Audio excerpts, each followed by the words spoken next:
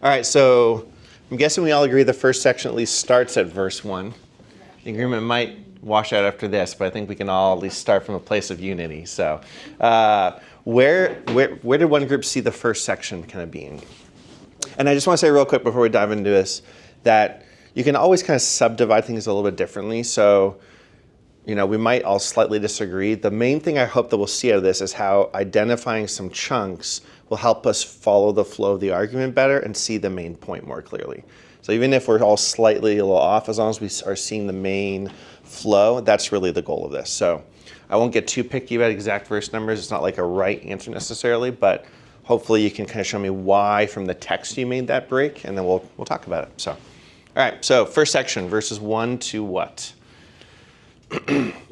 It's pretty clear that was just Paul introducing himself. Okay, verses 1 to 3 says this group because it's Paul introducing himself, okay? 1 through 4. You had 1 through 4, okay? So why would you guys go through to 4?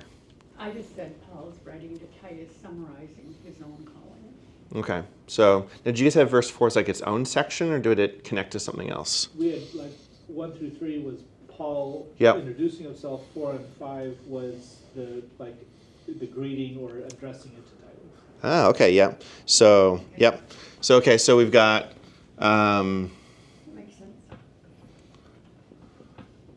maybe verses 4 or 5, something like that. So you got this greeting, Paul's greeting, and then, so say 1 to 3, so that could be one option.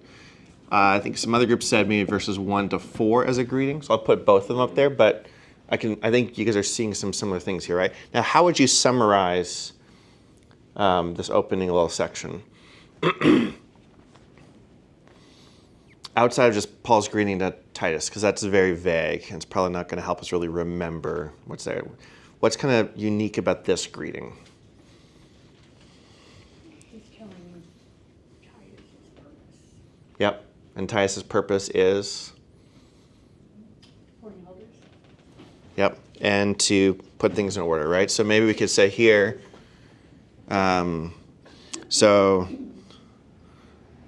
Titus to appoint elders and put church in order, right? Could be, say, 4 and 5, you're doing that breakdown. And then verses 1 to 3, how would you summarize verses 1 to 3? Move this over.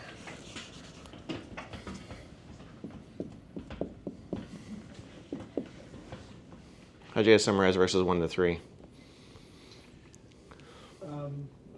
Well, we'd seen it as an introduction, like he was addressing the letter. Yep.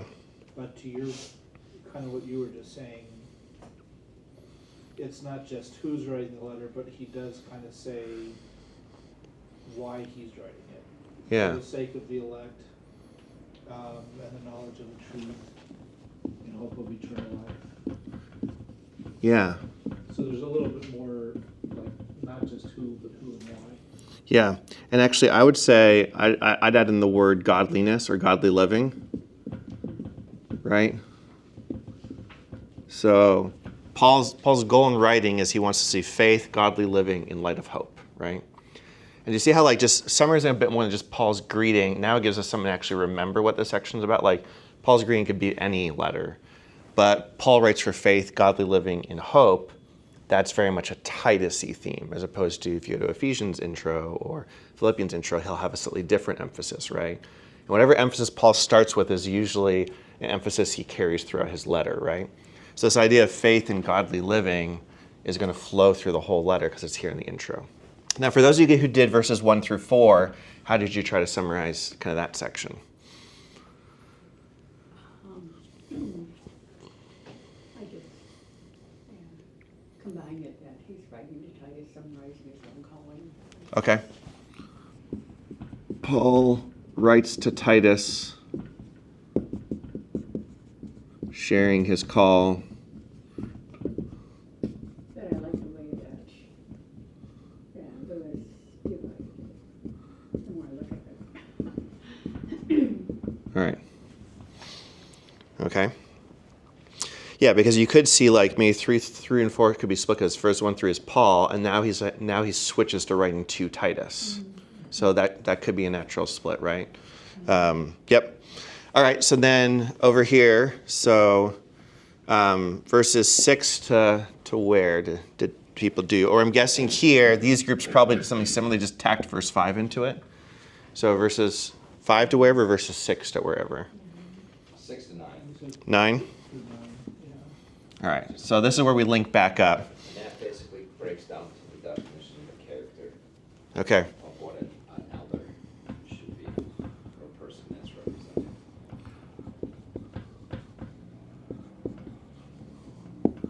Okay. Yep, so what's the character of a leader in God's church? Somebody that is irreproachable, it's integrity and irreproachable. Yep, exactly. And it shows up in their life, right, in all kinds of ways. How they treat their family, how they treat other people, right? And it's interesting, right? It is mostly character stuff. Like, there's no skills. Like, you don't have to know how to budget or, lead a massive organization. It's mostly character stuff, right? There is like one, quote, skill that's here. What's kind of that skill? Well, the skill is to be able to find out who the people are that don't have these characters. That's true. So that's something they need to be aware of. And then the people that have this character, what's like one like ability that they need to be able to do? Manager of God's house. Yep. So that's true. Actually, that's so maybe two. So they need to be able to manage God's house, and then I'm thinking like self-controlled. no, that's more of a character thing. Well, it definitely have to be disciplined. Yep. Discipline is not, you either have that or you don't have that. Yeah, that's probably what I'd probably put on more character. I'm thinking of teaching. Well, Yeah. I guess. Just because in verse 9, like that is something that's clearly not a character thing, right? No. So most of the other things relate to your moral character, but that ability to teach and give instruction, right? So, basically it has to be able to do both. yep, So the key word here in 9 is stimulating the instruction. yep, right. Like teaching. Yep, and then able to rebuke those who contradict it. Which again, if we're thinking about our context, why out of all the skills, Paul would say, you need someone with character. Well, that deals with our context of ungodly living, right? And then the ability to teach and correct false doctrine. Why? Because our context is lots of false teachers running around, right? So that makes sense that these are the things he wants in a leader, right? Because that's what fits the need, right? All right, so then what about verses 10 to, where do people put the next section? We had 10 and 11. 10 and 11. All right, so we had one group do 10 and 11. We had another group do 10 to, what was it, 14? 14. Okay. 10 to 14? We did 10 to 13A. I did 10 to 13A. 10 to 13A, all right, yep. Okay. So, all right. So what did you guys see in this kind of initial section? Let me just ask this. I'll put numbers on the board in a minute, but, or maybe let me ask this. Let's back up. So the group that did verses 10 to 11, what was like your next breaks? 12 through 14. Yep. Um, And then what else? I can see why those might have been unified. Well, okay, yeah, we had 10 through 11, 12 through 14, and then 15 and 16. We had. Okay. And then this other group you guys had what, 10 through 14? And then was it 15 and 16? Okay. And then Laura back there, you had, was it 10 to 13A, you said? And then did you do like 13B to 16? To 14. To 14, okay. All right, that's no problem. And then 15 to 16. Okay. All right. So why did people make the breaks where they broke them? How would you see like kind of the flow of the argument here? Well, it's probably, why did people do it that way as a human? Yep. Probably based on the way we think and Yep. how we see things, our Yep. character and whatnot. So some of us are pretty obviously rather, black and white, and Yep. others are a little in between. Yep. So, But was there like any clues in the text that made you say, I think there's a break here? Yeah. So like 10 through 14, I guess maybe like piggybacking off Yep. what Will said, I can see why that might be all one section. Like ultimately, he's talking about the false teachers and silencing the false teaching. Yep. 10 through 11 is more of a declaration that there are false teachers. Yep. And 12 through 14, I think we saw more as a here's how to identify them and what to do about them. Yep. So we kind of put a division there, but it is all Yep. kind of one thing. And I'm guessing, Laura, did you take the break at 13A, 13B almost for the same reason? You saw up to 13 was like identifying them, and 13B is where he gives the command to address them? Yeah, Yep. that's why I did it that way. Yeah, so you guys are seeing the same flow, right? He's identifying there are false teachers. He's saying what to do about them. And then what's verses 15 and 16? And that's just, I think, on the way people The false. live reflects their hearts. Yeah, and then, well, it's the false beliefs here, right? Yeah, so I think this is tied in because I think he's addressing these false teachers and some of what they're teaching, right? And if they're trying from the circumcision part teaching about the law, if you think about Old Testament law and you hear pure, clean, what does that probably make you think of? What you want. First fruits. Pure lamb. Yeah, but even more so think about law and the category of clean and unclean. What comes to mind? Obedience. The Even more, sacrifice. The eating. Eating. What are you eating? What are you not eating? That's probably actually what he's talking about here is to the pure, as in those who really understand the gospel and get Jesus, everything's pure. It's all clean. But those who are defiled, they haven't grasped the gospel, everything becomes unclean. There's all this unclean, and they profess to know God, but they're denying him by their works. I think probably what's going on here, because of the context of the Jewishness of the false teaching, is there's probably these debates about the clean and unclean.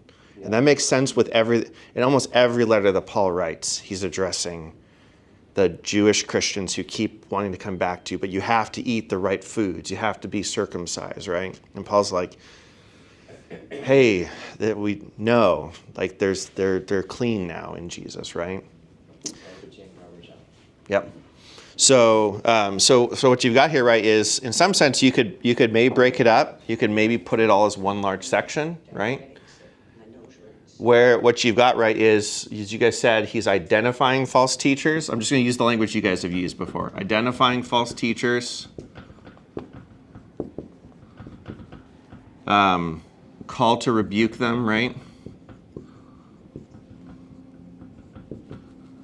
And then identifying some of the false teaching, right? Around this clean, unclean stuff. So we got this whole, now, if we think about it, how do these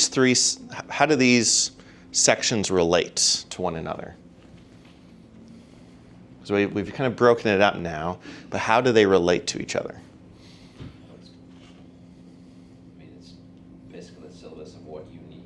Yeah, that's right? So if you want faith and godly living, you need good elders and good church order, which is going to happen when you have leaders of good character and ability to teach, because there's false teachers going around, right?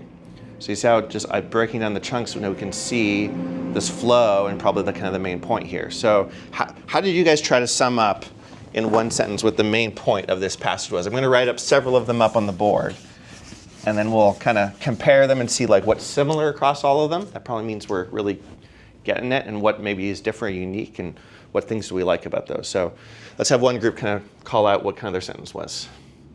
Kind of like showing what the example of a person's character would be. Slow down. Sorry, say it again.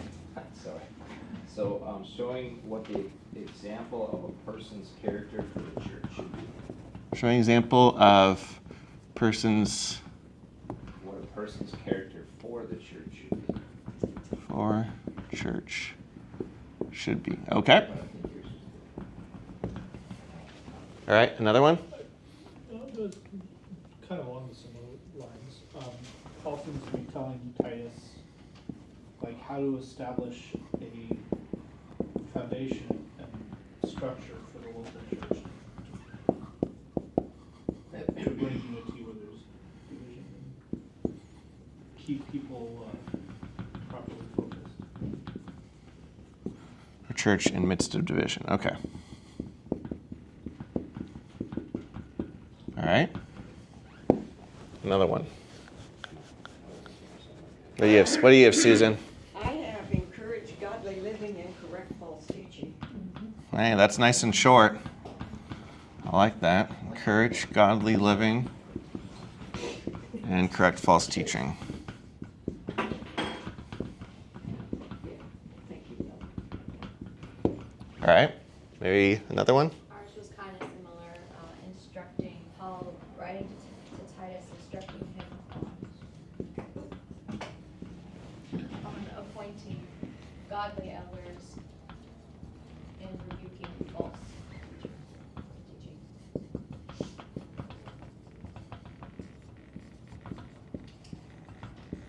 So you get your message already here. Yeah, Titus will be our next book. Yeah, the next book. Yeah, that's right. Yeah. All right. So great. So we got 4 of them up here. So one of the things I always like to do when we throw up these things is what's similar across all of them. It might not be exact words, but similar ideas or whatnot. Well, it points out that what God, how God comes first, how we're supposed to try to be as, close to what the word says to be.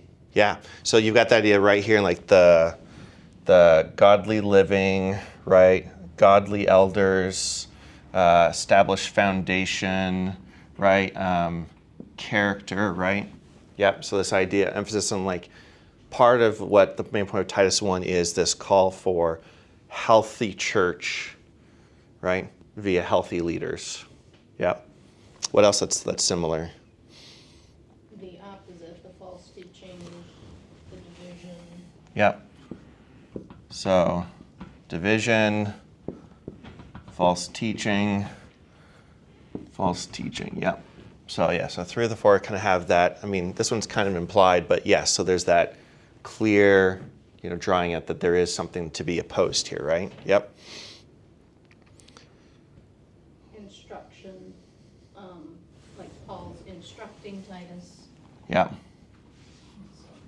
Yep. Teaching him, whatever. Yep.